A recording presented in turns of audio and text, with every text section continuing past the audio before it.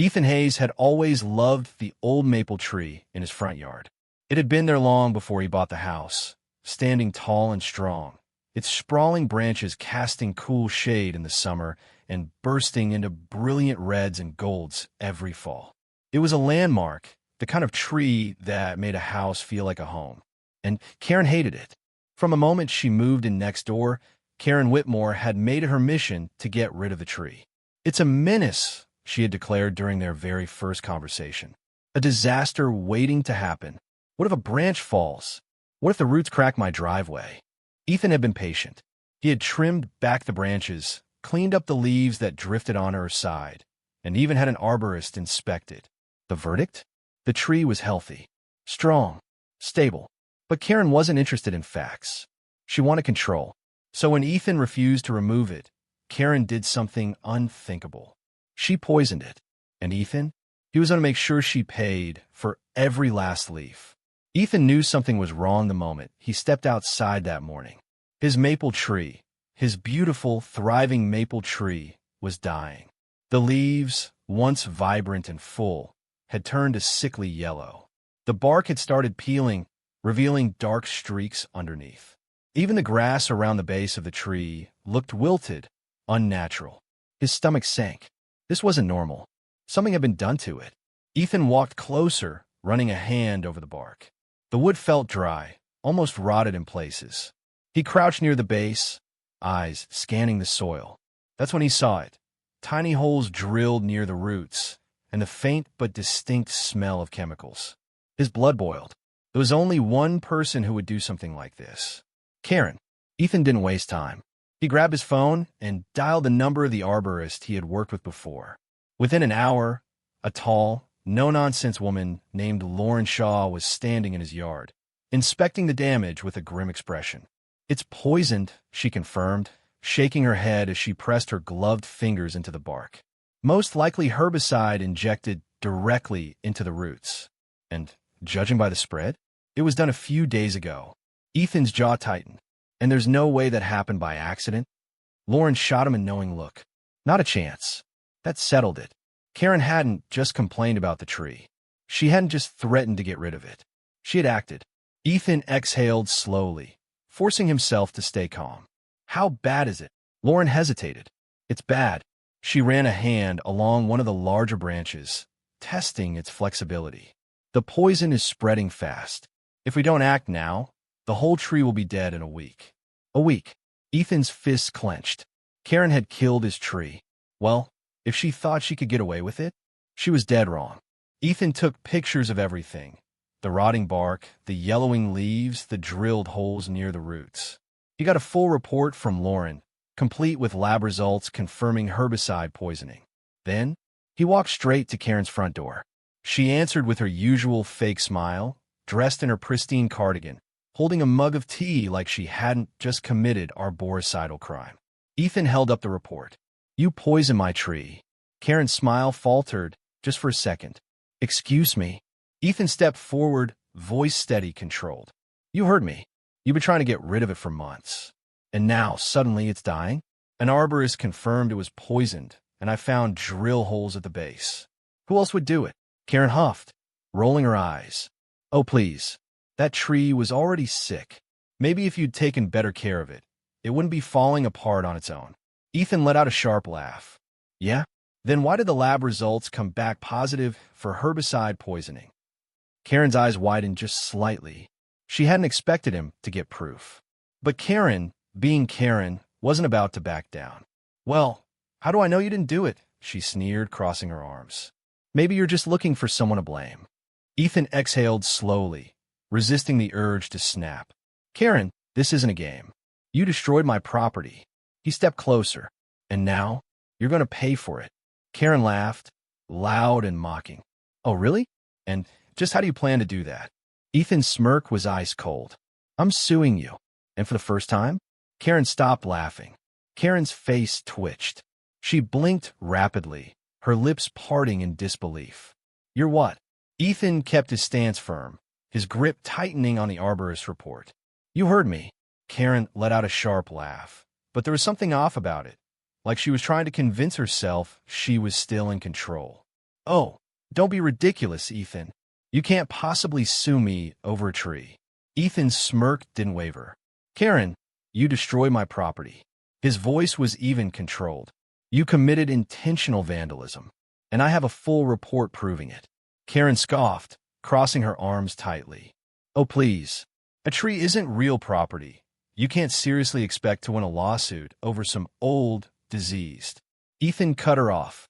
Karen, poisoning a tree is a crime. He flipped to a highlighted section of the report. Under state law, destroying a tree on someone else's property, especially one of this size and age, is considered criminal mischief. And in this county, that's a felony. Karen's face went pale. Ethan kept going.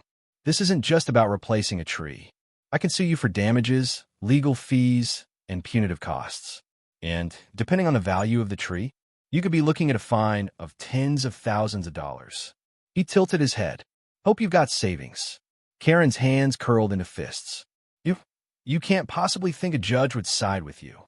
I was just, she floundered, trying to pull together one last excuse. That tree was a hazard. I was doing the neighborhood a favor. Ethan raised a brow. Then why didn't you go through the HOA? Or, I don't know, the legal route? Karen's lips pressed into a thin line. He had her. She knew it. But Karen, being Karen, wasn't about to admit it. Instead, she snapped. I refuse to be bullied like this, she shrieked, her face twisting with fury. I'll countersue. I'll call the HOA. I'll tell them your tree was a nuisance and that you let it rot on purpose. Ethan just smiled. Oh, go ahead, he said, pulling out his phone. I'd love to hear what they think about this. Karen must have thought she had allies, that the HOA, her precious power circle, would come to her defense. She was wrong, because when the emergency HOA meeting was called that evening, nobody took her side. Karen sat at the long table, arms folded, waiting for someone, anyone, to defend her actions. But all she got were silent stares. The HOA president, Ben Howard, cleared his throat, looking deeply unamused. Karen, he said, voice measured, is it true that you hired someone to poison your neighbor's tree? Karen's jaw dropped. Excuse me. Ben slid the arborist's report across the table. We've seen the evidence. Lab results, security footage, and a full statement from the expert Ethan hired. He gave her a long, hard look. Would you care to explain? Karen let out a laugh, but it was thin, nervous. Oh, this is ridiculous. That tree was a menace. I was only... Karen. The tone in Ben's voice made the room go silent. Karen snapped her mouth shut. This HOA does not, and will never, support illegal property damage, Ben said. His voice was firm, final. You didn't file a complaint. You didn't wait for an inspection. You didn't follow any procedure. He folded his hands. Instead, you committed vandalism. Karen's face turned an ugly shade of red. You can't be serious. You're taking his side? After everything I've done for this neighborhood? A voice from the back of the room muttered. More like everything you've done to this neighborhood. Karen whipped her head around. Who said that? Nobody answered. But Ethan could see it. The shifting body language, the glances exchanged. Karen wasn't popular. People hadn't forgotten her past petty HOA power trips. They had just been too scared to speak up before. Now, they were done being silent. Ben let out a long breath, rubbing his temple. Karen, we're going to let the courts handle this. He glanced at Ethan. And as far as the HOA is concerned? He turned back to her, his expression flat, exhausted. You're on your own. Karen's breath hitched. For the first time, she realized she was losing. And Ethan? He wasn't just suing her. He was burying her. The courtroom was packed. Karen had walked in with her usual smugness, dressed in a perfectly pressed suit, acting like she was about to win effortlessly. But now, as she sat at the defendant's table, jaw tight, hands clenched, her confidence was crumbling. Because she had nothing. Ethan sat calmly across from her, his attorney, Jessica Lane, flipping through a thick folder of evidence.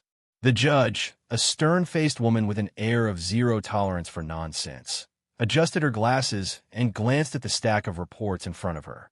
Mr. Hayes, she said, please present your case. Jessica stood smoothly. Your Honor, This is a clear-cut case of intentional property damage. She gestured toward the arborist's report. My client's tree was a healthy, decades-old maple, standing on his private property. The defendant, Mrs. Whitmore, repeatedly harassed him about removing it, and when he refused, she took matters into her own hands by poisoning it. Karen huffed loudly, but Jessica didn't even look at her.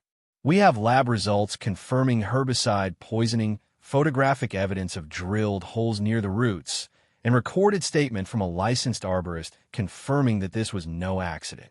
Jessica turned, her eyes sharp as knives. Furthermore, we have video footage from the neighbor's security camera showing Mrs. Whitmore tampering with the base of the tree late at night. Karen's entire body stiffened. That hadn't been in the initial lawsuit. Ethan had held on to it, waiting for the right moment. Jessica pressed a button, and the screen behind them lit up with footage. There was Karen, in the dead of night, crouched near the base of the tree, a dark bottle in her hand, a gloved finger pressing liquid into the drilled holes. And worst of all, a smirk on her face. The courtroom went silent. The judge's expression darkened. Karen's lawyer, a frazzled man who looked like he regretted ever taking this case, cleared his throat. Your Honor, I don't believe that's conclusive. The judge raised a hand. I've seen enough. Karen let out a sharp, panicked breath. That isn't. It's not what it looks like.